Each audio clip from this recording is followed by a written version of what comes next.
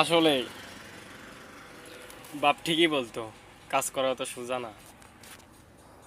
হাতের অবস্থা দেখছেন, এটাই হাতের অবস্থা, বাস্তবতা এটা ভাই, বাস্তব।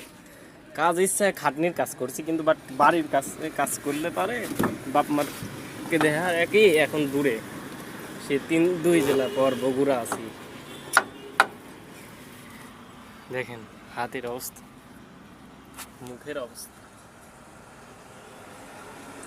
বাবা সবসময় বলতো, বাট গায়ে লাগাইনি যে কাজ করা কি, কাজ করা সোজা, চেষ্টা করলে তাই, কিন্তু কাজ করা খুবই কঠিন এখন বুঝি।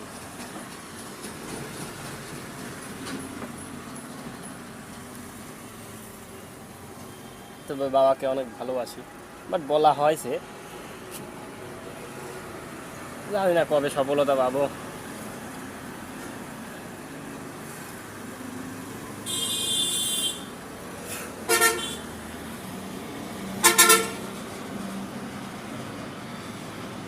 মানুষের মনের মধ্যে থাকাটাই বড় কিছু। খারাপ সময়কে পাশে থাকে, ভালো সময়কে পাশে থাকে, এটাই এটা যদি মনে রাখতে পারেন, জীবনে সাকসেস হবেন। আমার বন্ধু বান্ধব অনেক আছে, বাট কেউ খোঁজ খবর নেয় না। বন্ধু তো সেই, যেজন প্রত্যেক দিন খবর নেয়, দোস্ত কেমন আছিস, কিংবা বন্ধু কেমন আছিস।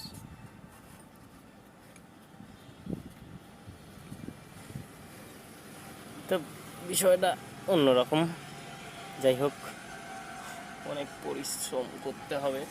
তো নিচ থেকে দেখি যে আসলে হয়েছে কি না। বাহ,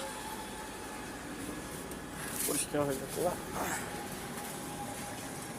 বাট হয়েছে, দেখেন এখান থেকে বোঝা যাচ্ছে কি, বাট পরিষ্কার হয়েছে, কিন্তু জায়গায় জায়গায় অল্প অল্প আছে, সাইড দিয়ে মুছতে হবে। এখানে রেঞ্জ অনেক কিছু টাইট দিতে হলো।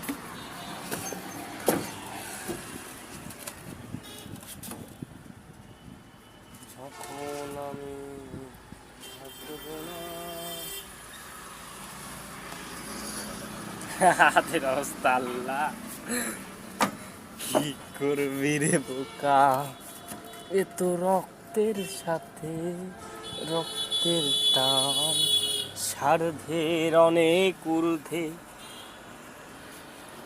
হঠাৎ ঝড়ে তোমায় হারালাম, মাথায় আকাশে ভেঙে পড়ো, বাবা কত